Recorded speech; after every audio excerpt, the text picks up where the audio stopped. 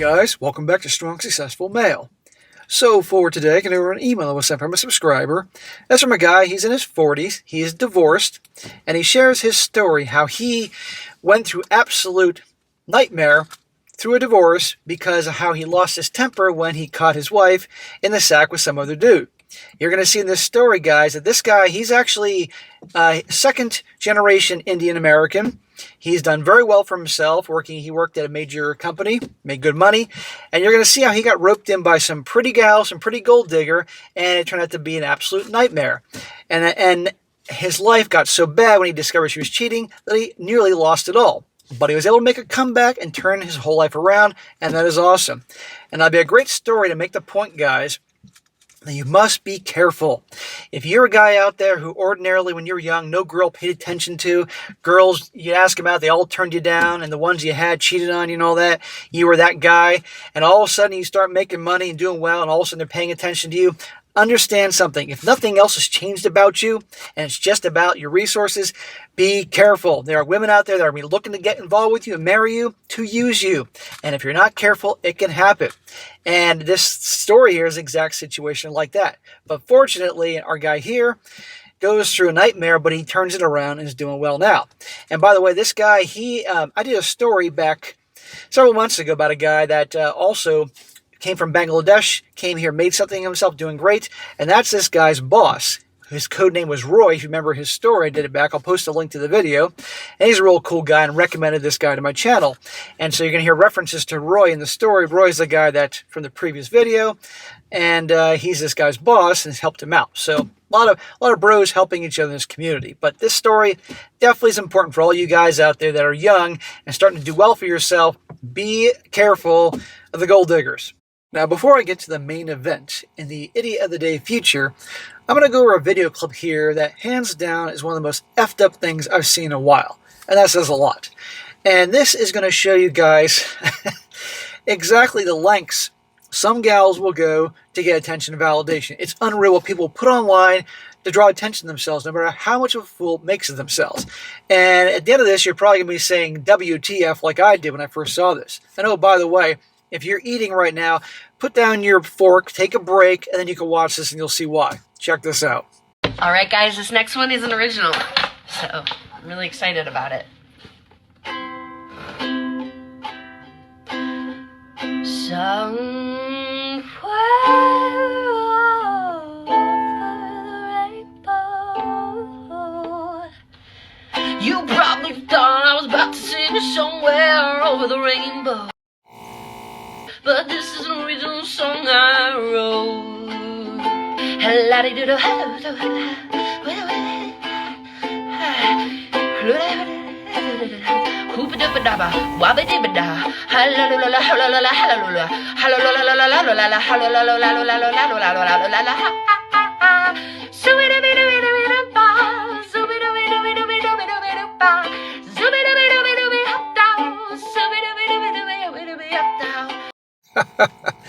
Told you. I gotta tell you, I don't know where these people come from, but they always seem to find their way to TikTok. Anyhow, on to the main event. It says here, hello SSM. I will call myself K. Well, I'm not going to call you K through the whole video. I'll just call you Kevin. I've been watching your videos for the past couple weeks, and I really love what you do. I'm grateful that my boss and friend Roy actually introduced me to your channel. I agree with a lot of the things that you say. During my younger days, I made many of the mistakes you pointed out. I was the most blue-pilled person you could imagine, which never had a good ending. But my marriage, which almost destroyed my life, definitely takes the cake. Yeah, dude, you definitely, a lot of stereotypical things you did in that blue-pill mindset, if you will. But you're learning, and hopefully in time, you will change dramatically. After some contemplation, I decided to share my experience and ask for some advice. I'd be glad if somebody learns even a little from it, even if it doesn't get covered on your channel. No. This story is good. Of course I'm going to cover it. I hope you can give some advice as well. I'm going to get smacked a lot, but I deserve every single bit of it. I was born and raised in the United States, so if there are any grammatical errors, it is on me. I'm a second-generation immigrant from India. Growing up, I was skinny and very unhappy by my looks. No shame to admit, but I always had a thing for white girls, and I thought my brown skin made me uglier. So needless to say, I was insecure. I tried to compensate by being the funny kid in class. I was the class clown, the butt of every joke, and did a lot of embarrassing things to get the attention of girls. Well, there's the guy that's witty and says funny stuff, and there's the clown who's like the fucking court jester, and people will laugh at you and maybe like you, but women aren't going to be attracted to that guy. Sounds like you were that guy. It didn't work out for you, did it? Stick to being witty. I did not have a proper role model growing up. My dad was, and still is, a yes dear type of guy. Well, smack dear dad. Where'd that get him? Roy told me to be very vague about specific locations due to some reasons I'm going to talk about later, so I won't say which state I lived in, but it was a very liberal state. Not to get political here, but the people I grew up with around me basically taught me that I should treat a woman like a queen. To get her, Hollywood made it worse. So I did what I was taught. I became a nice guy and put women on the pedestal. Smack! Well, you see where that got you. I understand, man. You didn't have the role model, and and where you were living, everybody had that attitude. A lot of guys were like you, but it's never too late. Well, it never went well. I got friend zoned by most of my crushes and got cheated on in 2 of the 3 relationships that I was in. That should have been enough to change me, right? But nope. I thought at the time I was just unlucky and that I'd meet a nice girl someday. I was completely delusional. You were. But then again, you watch enough shows on TV that tell you to do that, you become brainwashed. And Hollywood is BS. And your dad, your role model, I'm sure a good man, he didn't know any better either. That's not what he was taught, Maybe he was watching Bollywood, instead of Hollywood. Before I continue, I need to talk about my career a little bit. I graduated with a degree in computer science and had good grades. After graduating, it wasn't hard to find a job at a startup at the time. I wasn't making much money, but because I was working part-time and studying to get certified as a PM, after getting my certification, I officially joined full-time as a PM at the same startup, which paid a very high enough salary. In this job, I met Roy. He was working there as a freelance software developer and was placed on my team. The startup, which is now a billion-dollar corporation, was at its mid-stage of development back then. I'll omit the name for privacy reasons. At the time, they just started their H-1B program. Roy was trying to apply but was getting rejected by HR due to the fact that he was 17 at the time and did not have a degree, which made the process very complicated. Honestly, I was more impressed than anything else by this teenager. Plus, we shared the same ethnic background, so I decided to help him out a little bit. I advised him to wait a year until he became an adult and to contribute to some high-profile open-source projects, get a degree, or gain certification so he wouldn't get disqualified in the visa approval process. Well, that's good you looked out for him. You saw his talent. And now, obviously, he's your boss. Well, he did just that. The next year, I wrote him a recommendation letter. He was selected for visa sponsorship and also got picked in the H-1B lottery on his first try. His visa approval process was surprisingly straightforward. I personally welcomed him at the airport, and he stayed with me in the first couple weeks until he got everything sorted out. Though I left the company soon afterwards, he joined. We remained friends. Bro, you were a good guy to him, and he certainly repays that later in life. Well, later on, I was able to get a job at Google. Dude, that's awesome. I was in my mid-30s at the time and landed my dream job with a multi-6-figure salary. Cha-ching, brother. Paid off. Good for you. Unfortunately, guess what a guy like this who puts women on a pedestal is going to do? My life was going great until I met her. Let us call her S. Her first name starts with an S, but S for S-L-U-T sounds better. I'll just call her Shithead. At the time, my parents were pressuring me to get married. In Indian households, arranged marriage is still mainstream. I didn't want that and kept making excuses to put it off because, as I said, I wanted to marry a white girl. I knew my parents wouldn't approve, but I was adamant about finding a wife myself. You were looking for an American? You've been better off with some arranged marriage your parents put you with. At the time, I was getting quite a bit of attention from women.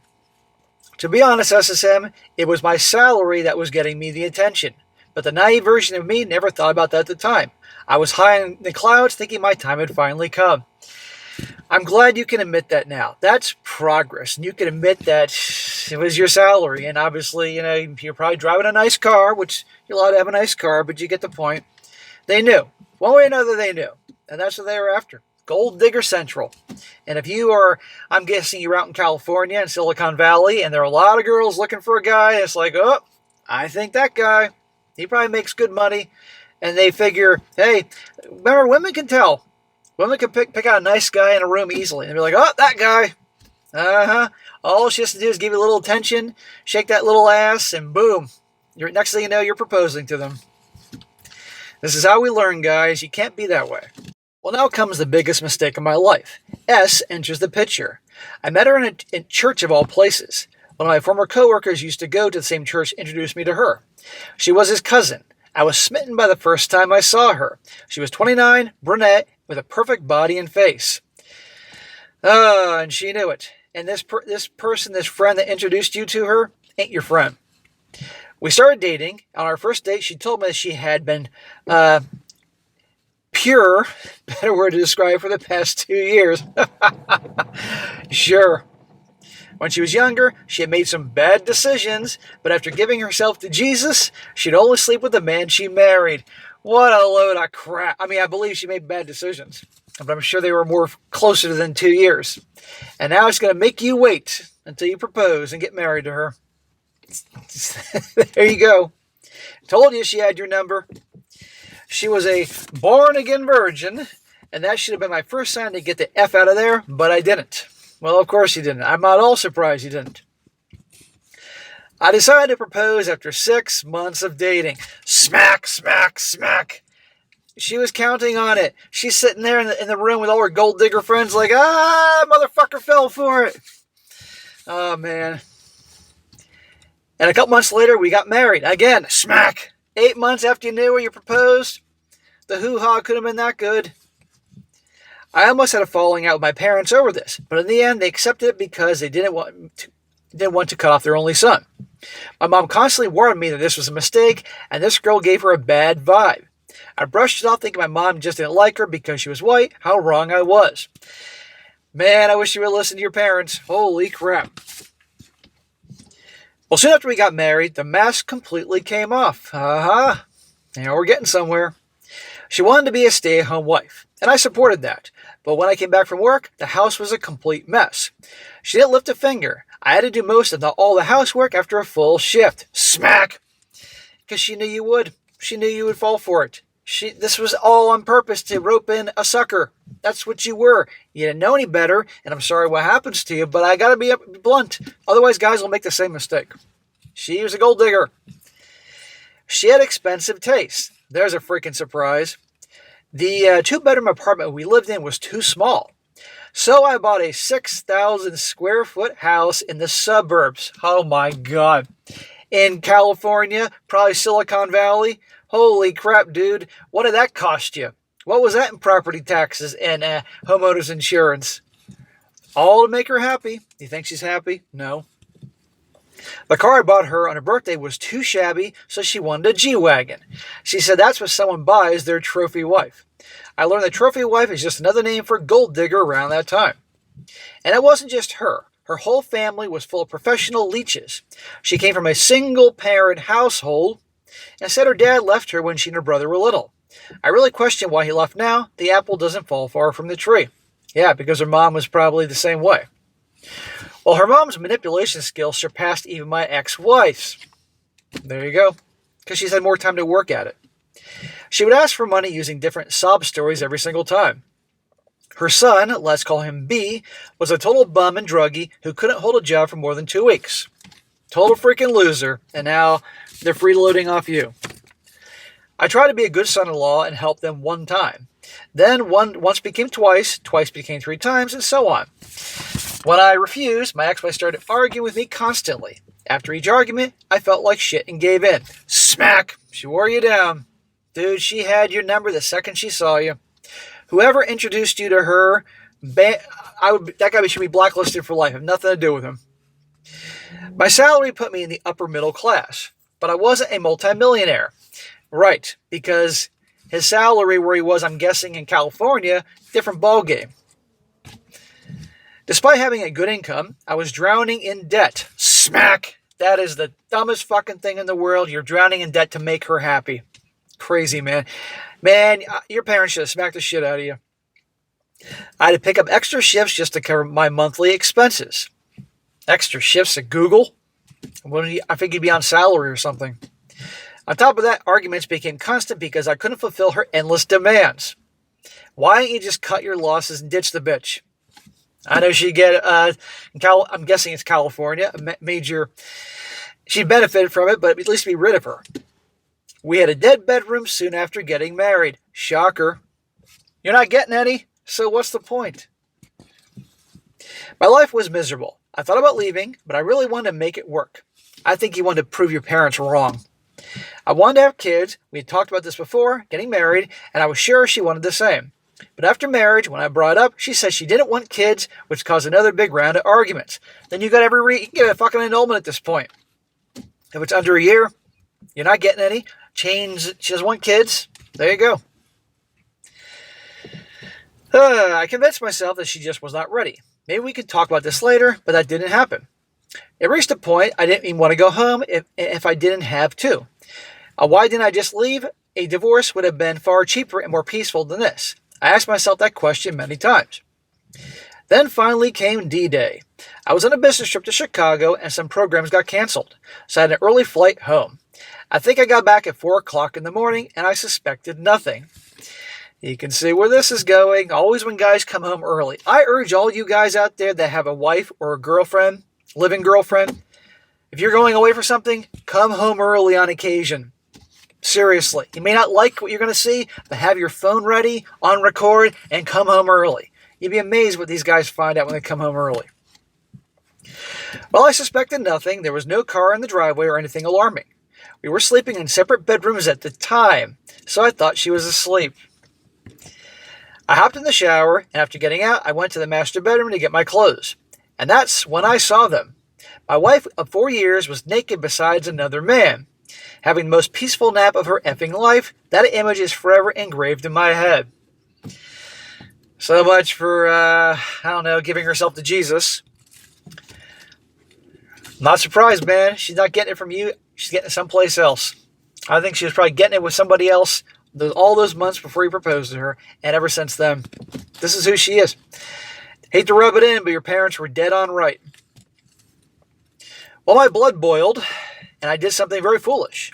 I grabbed my baseball bat from the garage and started on the guy. Oh, dude. He woke up in shock, groaned in pain, and curled into a ball to protect his head. My ex-wife woke up and started screaming at me to stop. I don't know if I landed a blow on her, but apparently I did. As for the affair partner, let's call him Jay, I later found out that he was someone that she met at the gym. He was 23 at the time. He had 4 broken ribs, a shattered left arm, and a minor concussion. Damn, dude.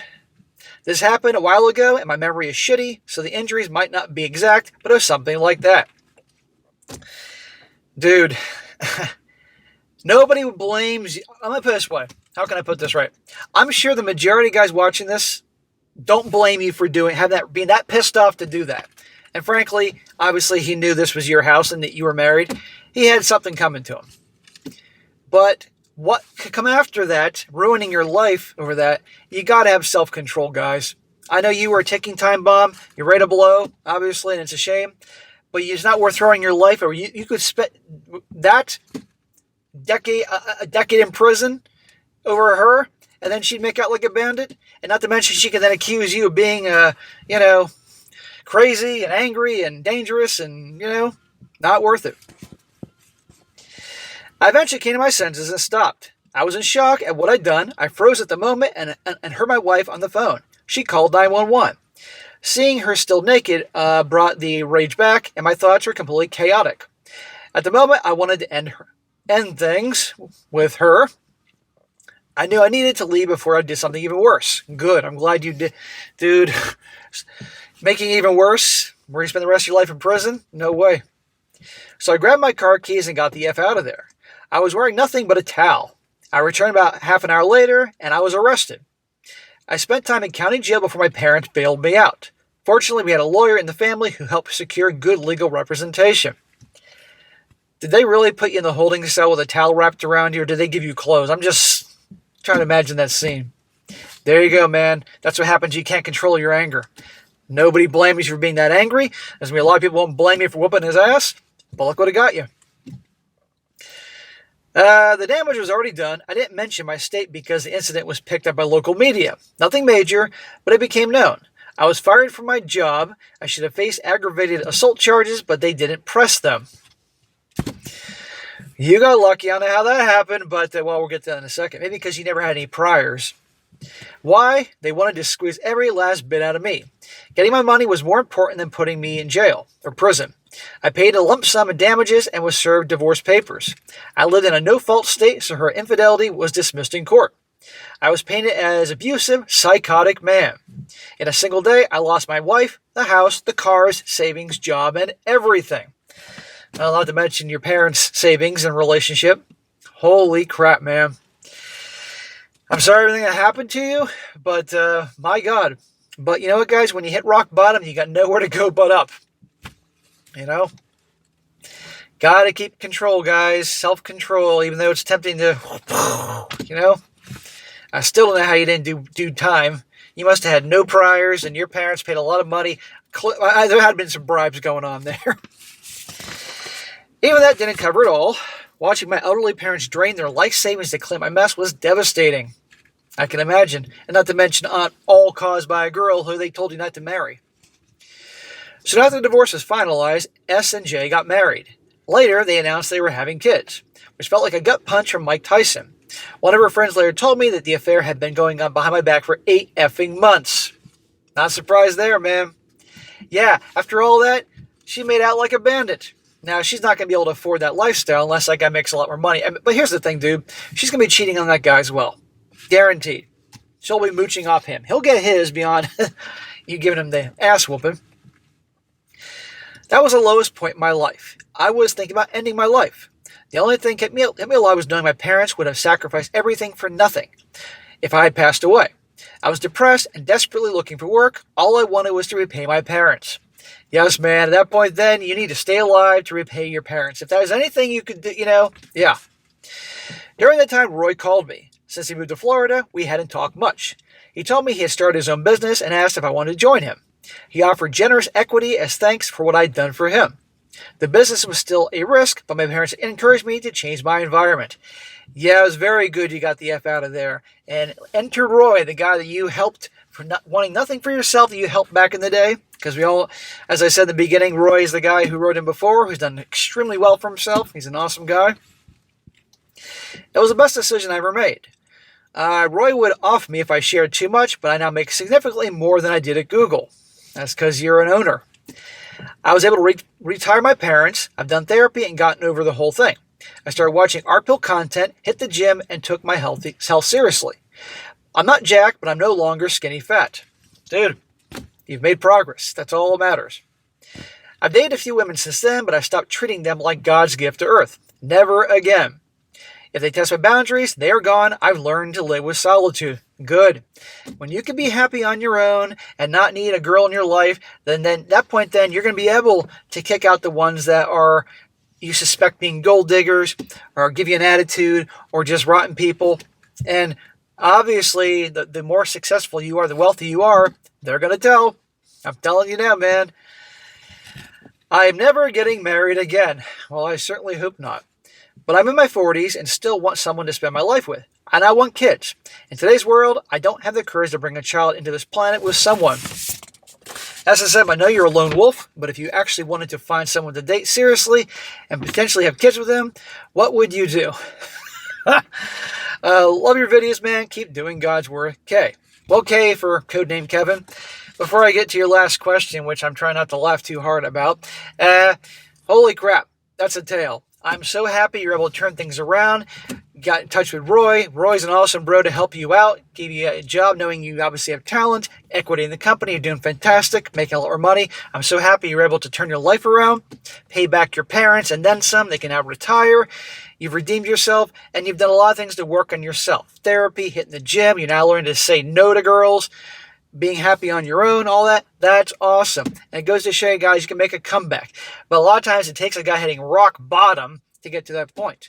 And let's also review the fact that, hey, look what all that BS programming from Hollywood movies and shows and all that, and your dad's an awesome guy because A, he told you not to marry that chick, and B, he helped you in your lowest point, so I'm going to show respect for him, but he didn't have that knowledge that most guys don't. But look where that got you. Misery. And there are women out there that'll have fun rolling in the hay with the bad boys, and then when they want to settle down to find someone to pay for things, they'll put on the sweet and innocent girl or the born-again virgin thing and look for that sucker. And you were that sucker.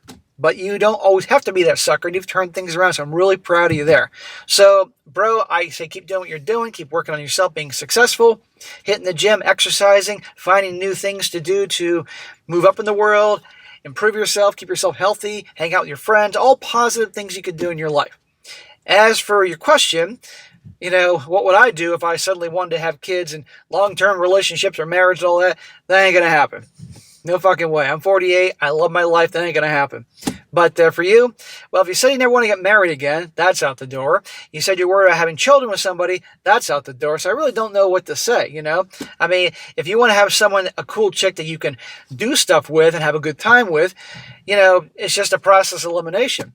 But you're just going to have to be careful not your old tricks don't come about, where you're being the jester or the class clown. It's okay to be funny, to say witty things, but when you're trying to be funny like a fucking clown and, basically trying to get people's validation, they're going to look at you as silly. Women don't get hot for goofy guys unless you're super rich, and they're still not going to be hot for you. They like witty guys. So I'd work on that a little bit. But I to be honest with you, I'd love to answer your question, but I can't because I'm simply not there. And I don't think I'll ever be. In 10 years from now, I don't think I'll be. In 15 years, I don't think I'll be. I like my life as it is. I'm not going to fucking change. But if you get to that point, my best bet is process elimination. Don't make the mistakes you made in the past.